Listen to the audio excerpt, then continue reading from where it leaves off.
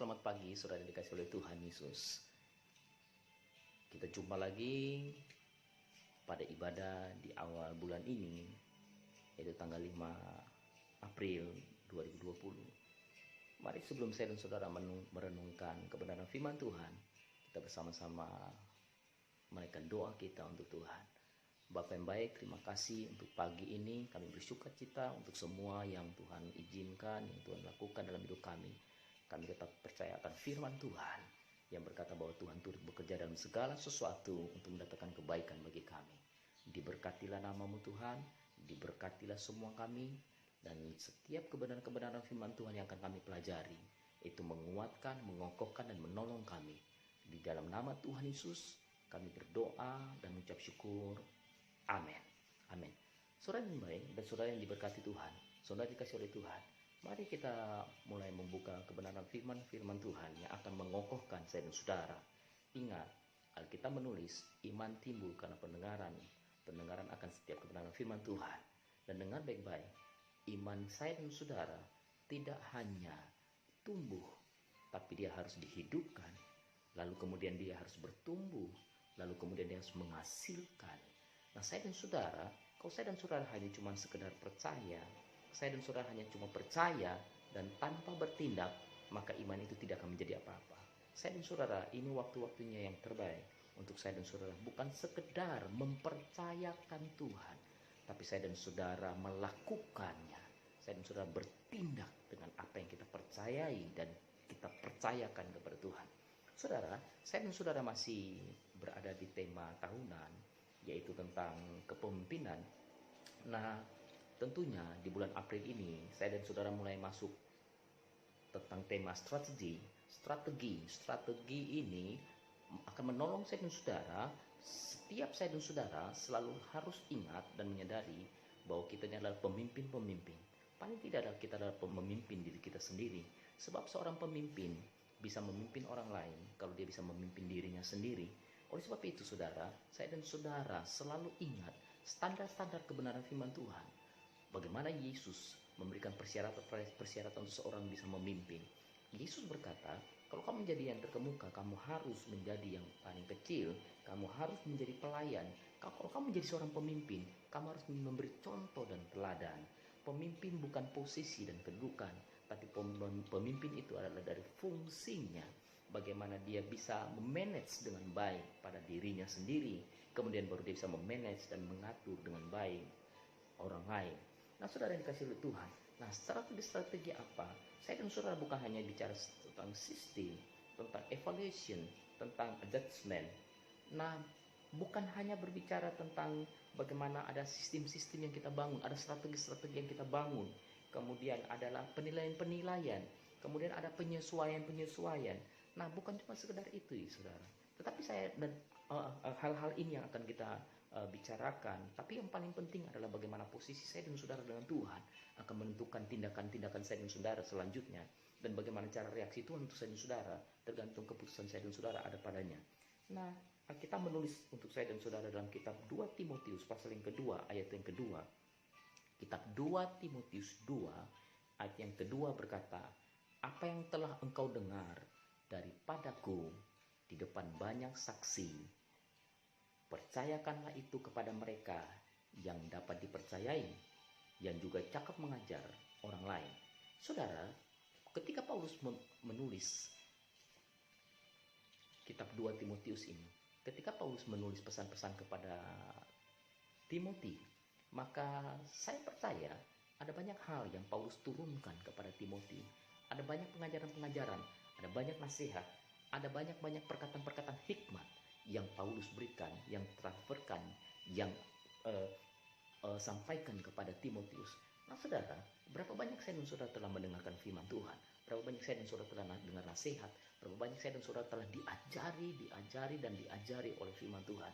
Nah, sudah waktunya saya dan saudara dipercayakan setiap kebenaran-kebenaran itu. Untuk apa? Untuk memimpin saudara, untuk menolong saudara, dan juga bukan sekedar untuk diri saudara sendiri, juga untuk saudara bisa menjadi berkat bagi orang lain ketika engkau ada dimanapun engkau berada. Nah, kemudian saudara, mari ada poin-poin hal yang penting untuk saya dan saudara pelajari di pagi ini.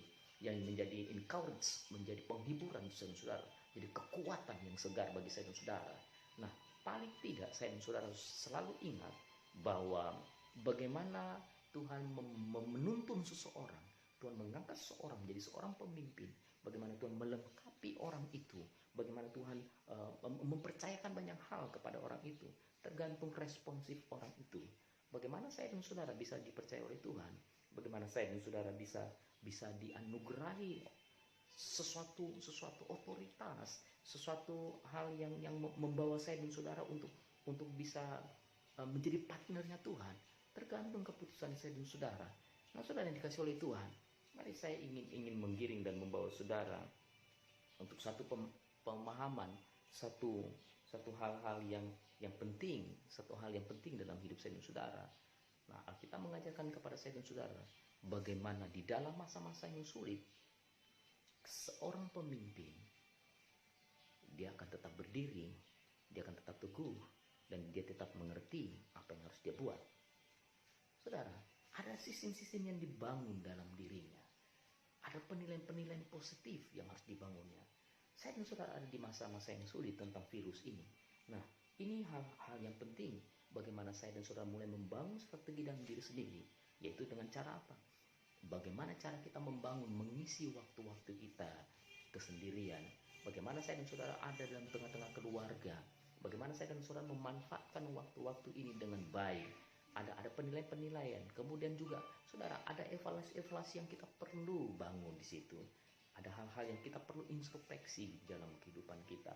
Nah, saudara, mari saya ingin menggiring saudara, membawa saudara ke satu pengalaman yang luar biasa dari kitab Yosua. Kitab Yosua pasal yang ke-24. Kalau saudara baca ayat yang pertama sampai dengan ayat yang terakhir, maka saya dan saudara temukan ada pengalaman yang hebat dari seorang Yosua. Bagaimana dia berdiri sebagai seorang pemimpin, baik bukan sekedar pemimpin satu bangsa, satu negeri, tapi dia juga menjadi pemimpin bagi keluarganya, bagi dirinya sendiri. Nah, saudara dikasih oleh Tuhan, kalau kita pelajari bagaimana Joshua memberikan statement-statement yang penting, dia mengulas kembali bagaimana tuntunan Tuhan kepada orang Israel. Dan jangan lupa bahwa selama kepemimpinan Musa, Joshua ada di sampingnya. Joshua mengalami semua apa yang dialami oleh Musa. Bahkan saya dan saudara tahu bahwa apa yang Tuhan kerjakan secara spektakuler, Joshua juga mengalaminya. Oleh sebab itu, saya menyimak dalam kitab Yosua pasal yang ke-24, bagaimana Yosua mengulas kembali dan mulai menceritakan dan ingatkan kembali bangsa Israel. Seorang pemimpin yang baik akan menuntun orang-orang yang dituntunnya untuk mengenal, untuk mengerti, untuk mengulang lagi apa yang Tuhan kerjakan dalam hidupnya, dalam dirinya, dan dalam komunitasnya. Nah, Alkitab menulis untuk saya dan saudara bagaimana dengan jelas Tuhan berbicara kepada Musa dan juga kepada Joshua, bagaimana Tuhan memimpin mereka dari satu tempat ke tempat yang berbeda.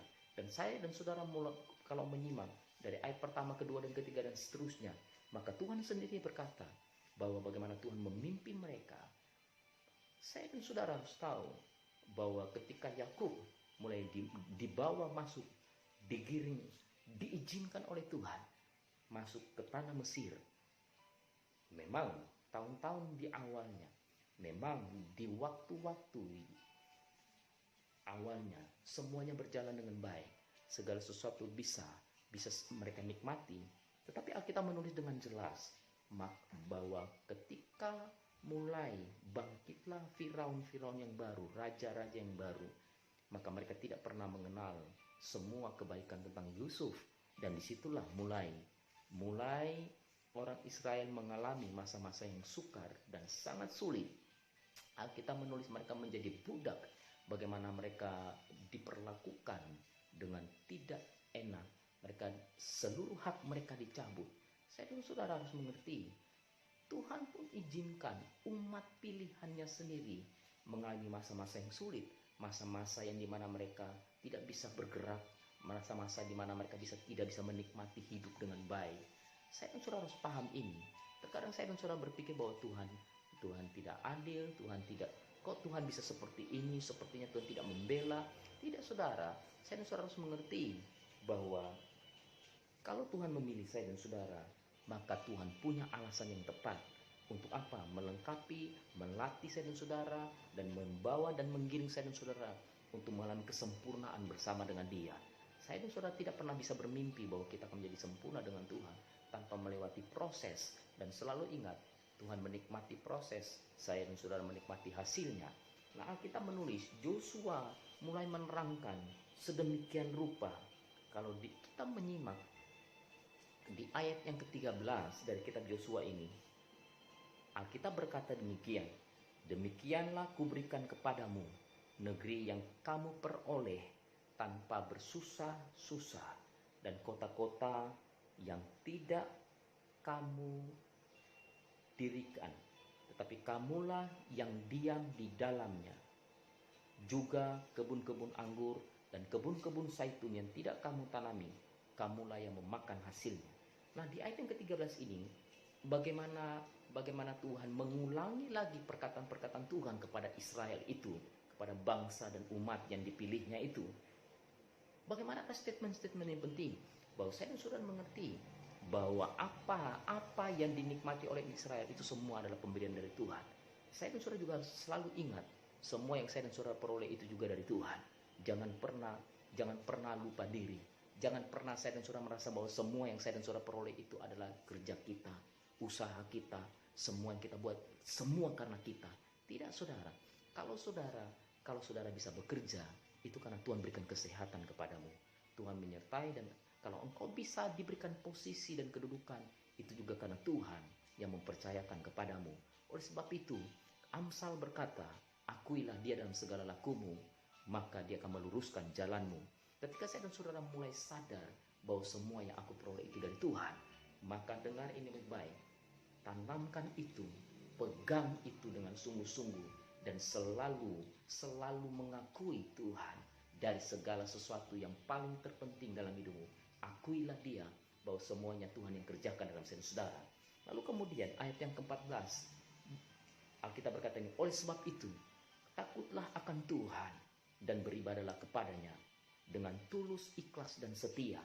Jauhkanlah Allah yang ada padanya nenek moyangmu telah beribadah di seberang sungai Efrat dan di Mesir, dan beribadahlah kepada Tuhan. Nah, ini poin penting saudara. Bagaimana kitab Yosua pasal yang ke-24 ini menyatakan, oleh sebab itu takutlah akan Tuhan dan beribadah kepadanya. Saya dan saudara tidak perlu takut virus. Saya dan saudara tidak perlu takut dengan hal-hal yang lain. Saya dan saudara tidak perlu takut dengan ancaman kehidupan saya dan saudara. Tapi yang saya perlu dan saudara perlu takut, pemegang hidup itu sendiri. Saya dan saudara perlu takut dan kita hormati, yaitu Tuhan saya dan saudara, yang menjadikan saya dan saudara, yang menciptakan saya dan saudara. Nah, kita berkata, bukan hanya sekedar takut. Takut itu menunjukkan sikap, menunjukkan sifat saya dan saudara, yang bagaimana saya dan saudara perlu taat, menghormati dan menghargainya. Tetapi di kalimat berikutnya berkata, dan beribadahlah kepadanya. Saudara, beribadah itu bukan gaya, beribadah itu bukan cara, tapi beribadah itu adalah prinsip hidup. Bagaimana saya dan saudara melakukan apapun untuk Tuhan. Alkitab berkata, apa saja engkau lakukan, apa saja engkau perkatakan, semuanya itu untuk Tuhan. Itulah ibadah. Kalau Paulus tulis dalam kitab Roma pasal yang ke-12, ibadah yang sejati itu adalah ketika saya dan saudara mempersembahkan hidup, tubuh saya dan saudara, seluruhnya kepada Tuhan. Nah, pertanyaannya, apakah saya dan saudara telah mempersembahkan hidup ini untuk Tuhan?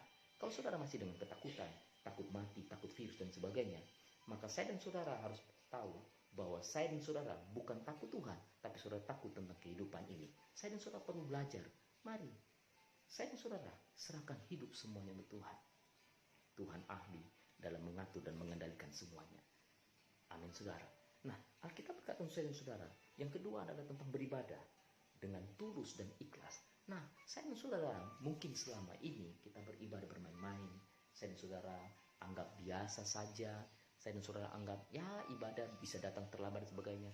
Nah, ini waktunya Tuhan ajarin saya dan saudara bagaimana kerinduan kita mulai datang ibadah bersama-sama. Ketika saya dan saudara tidak bisa datang ke gereja, ketika saya dan saudara harus di rumah, dikurung di rumah, mau keluar penuh dengan was-was diri dan sebagainya. Ini satu pukulan, Ini sebagai satu ajaran dari Tuhan bahwa ibadah itu penting. Ingat, bukan saya dan saudara bisa mengatasi dan segalanya, tapi Tuhan yang menolong saya dan saudara. Dan juga perlu kita ingat, Tuhan tidak membutuhkan saya dan saudara, tapi kita yang membutuhkan Tuhan. Kita yang membutuhkan Tuhan. Saudara dan saudara harus ingat ini. Oleh sebab itu saya dan saudara selalu ingat bahwa ibadah itu bukan sekedar permainan. Ibadah bukan sekedar saya dan saudara suka-suka untuk datang. Ibadah bukan ketika saya dan saudara lagi mood atau tidak mood. Saya sudah tahu hidup kita, nafas yang kita hirup itu Tuhan punya. Oleh sebab itu mari kita semakin intim, semakin dekat, semakin sungguh-sungguh dengan Tuhan. Lalu kemudian poin yang saya suruh lihat, jauhkanlah Allah yang kepada nenek moyangmu telah beribadah di seberang sungai Efrat dan di Mesir, dan beribadahlah kepada Tuhan. Ini poin yang ketiga. Yang pertama adalah bicara tentang takutlah akan Tuhan. Yang kedua bicara tentang ibadah. Yang ketiga Yosua berkata, jauhkanlah Allah yang kepada nenek moyangmu telah beribadah. Nah, saya dan saudara tahu, saya dan saudara perlu menjawab Allah-Allah apa saja yang ada selama ini dalam diri saya dan saudara. Allah-Allah apa saja yang saya dan saudara pegang selama ini. Jangan-jangan diri kita juga kita menjadikannya sebagai Allah bagi kita. Jangan-jangan ada hobi saya dan saudara itu menjadi Allah saya dan saudara. Jangan-jangan karena pekerjaan yang kita bilang kita sangat sibuk sampai ibadah tidak bisa dan sebagainya, itu adalah Allah saya dan saudara. Saudara dengar ini baik-baik, jauhkanlah Allah itu dari saya dan saudara. Saya dan saudara perlu menjadikan Tuhan yang disebut Elohim, Yehova Elohim Adonai, yaitu nama Tuhan Yesus Kristus sebagai Tuhan saya dan saudara, bukan diri saya dan saudara, bukan dengan keangkuhan saya dan saudara mulai mengatur semua diri sendiri. Oh no saudara, tidak seperti itu. Nah, yang ketiga ini poin yang paling penting. Seorang pemimpin dia mengerti siapa yang menuntunnya, siapa yang jadi mentornya. Saya dan saudara harus tahu Tuhan itu adalah Bapa saya dan saudara. Dia memimpin saya dan saudara. Pegang dengan sungguh-sungguh prinsip-prinsip yang ini, saudara. Jauhkanlah Allah lain itu. Jauhkanlah Allah yang kepada nenek moyangmu.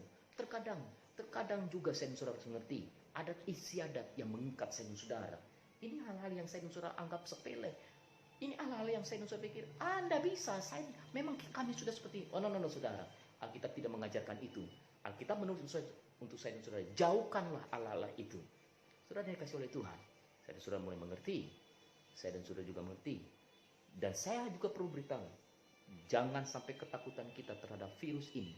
Virus ini menjadi Allah saya dan saudara. Tidak, bangkit. Hidup saya dan saudara itu Tuhan punya. Kalahkan semua itu.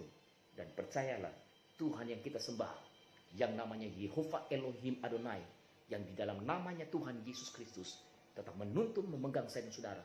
Hidup, nafas saya dan saudara ada di tangannya dan bukan diatur, dialihkan atau dikendalikan oleh siapapun. Ingat, kedaulatan Tuhan ada atas saya dan saudara. Kalau dia berkata, diberkati, maka saya dan saudara diberkati Tuhan. Bahkan perjanjiannya itu kekal selamanya. Alkitab menulis untuk saya dan saudara, ayat yang ke-15. Tetapi jika kamu anggap tidak baik untuk beribadah kepada Tuhan, pilihlah pada hari ini Bahar, Yom, Ayin, Abad. Nah, kalimat yang disebut Joshua adalah ini. Pilih hari ini kepada siapa kamu beribadah. Bahar, Yom, Ayin, Abad. Joshua sedang berkata, hari ini kamu harus buat keputusan. Saat ini kamu harus buat keputusan kepada Tuhan yang mana kamu akan layani. Terjemahan saya dan saudara memakai kata beribadah. Tetapi abad itu bukan hanya beribadah, tapi juga kata abad itu artinya bahwa kita layani. Yang kita layani, apakah engkau melayani dirimu sendiri? Apakah engkau melayani hal-hal yang lain? Apakah engkau melayani hobimu? Apa engkau lebih melayani? Dengar ini, Joshua menuntut saya dan saudara bahwa saya dan saudara perlu buat keputusan. Mulai hari ini kita melayani Tuhan Yesus saya dan saudara. Saya dan saudara perlu buat keputusan yang tegas dalam hidup ini. Alkitab berkata untuk saya dan saudara, Bahar Yom Ayin Abad, pilihlah pada hari ini kepada siapa kamu beribadah.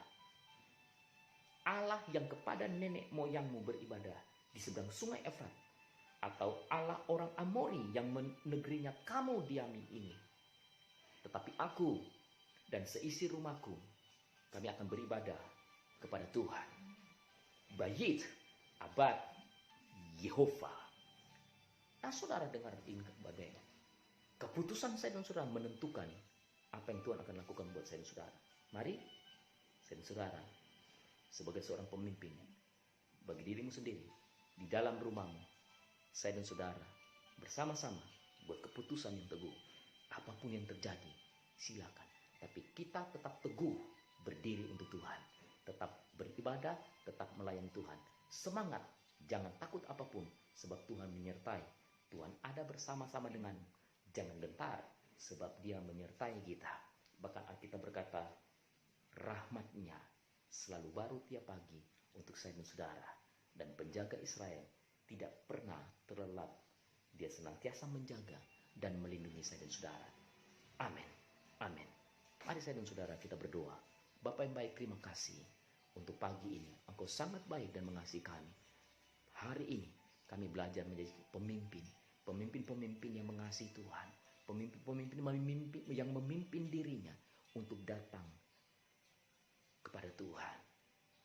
Tuhan, biarlah kami belajar untuk tetap takut dan hormat akan Tuhan. Biarlah kami juga beribadah dengan sungguh-sungguh, dengan tulus, ikhlas, dan setia kepada Tuhan. Dan biarlah ibadah kami itu menyenangkan hati Tuhan. Tuhan, apapun yang terjadi, kami tetap membuat keputusan untuk mengikut Tuhan, beribadah dan melayani Tuhan. Bukan hanya diri kami sendiri, tapi keluarga kami, orang-orang yang Tuhan percayakan kepada kami. Dalam nama Tuhan Yesus, hamba berdoa memberkati seluruh jemaat Tuhan. Kasih setia, anugerah dan pertolongan dari Tuhan menyertai kami semua, menolong kami semua, mengawali kami semua. Diberkatilah rumah tanggamu, diberkatilah usaha, diberkatilah pekerjaanmu, diberkatilah meja makanmu, diberkatilah kesehatanmu, diberkatilah keluar masukmu, diberkatilah semuanya. Dan biarlah nama Tuhan dimuliakan dalam hidupmu sekarang dan selamanya. Di dalam nama Tuhan Yesus kami berdoa dan mengucap syukur. Haleluya. Amin. Amin. Amin saudara. Amin saudara dikasih oleh Tuhan.